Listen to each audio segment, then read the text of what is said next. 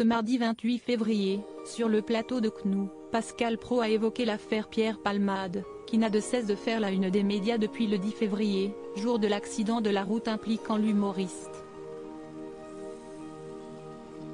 L'occasion pour le présentateur télé de donner son avis en toute transparence sur cette actualité qui, selon lui, fait ressortir beaucoup de choses dans notre société qui ne sont pas forcément mises en avant en temps normal. Par exemple la drogue, a d'abord lancé Pascal Praud, en faisant référence aux addictions de Pierre Palmade pour la cocaïne, ou encore aux stupéfiants 3-MMC, avant d'ajouter, mais aussi la prison, la pédophilie, même s'il n'est pas directement concerné, la violence, etc. Sur sa lancée, l'animateur télé a estimé que cette affaire fait ressortir toutes les choses nauséabondes de notre société. À ses yeux, les enquêtes qui visent le comédien depuis l'accident de voiture qu'il a causé et qui a fait 3 blessés permettent à de nombreux Français de s'intéresser davantage à des problématiques sombres. C'est une icône qui chute et qui draine avec elle, derrière elle, plein de choses. Par exemple, on parle des prisons.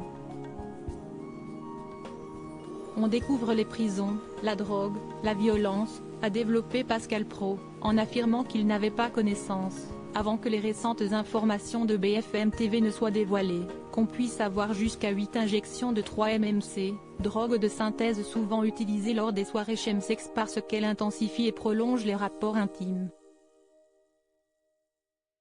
Un monde parfois malade selon Pascal Praud. Pour rappel, nos confrères ont annoncé, ce 28 février, que les passagers du véhicule conduit par Pierre Palmade le jour de l'accident avaient révélé que ce dernier aurait consommé environ 8 injections de 3-MMC avant le drame. Je ne connais pas ce monde-là. Je ne suis pas au courant de ça, a enchaîné le présentateur de CNOU, avant d'évoquer, un peu plus tard dans l'émission, un autre sujet qui est mis en avant par le biais de cette affaire, à savoir la prostitution, ou plutôt l'escorting dans cette affaire. C'est une loupe sur notre monde parfois malade, a-t-il conclu.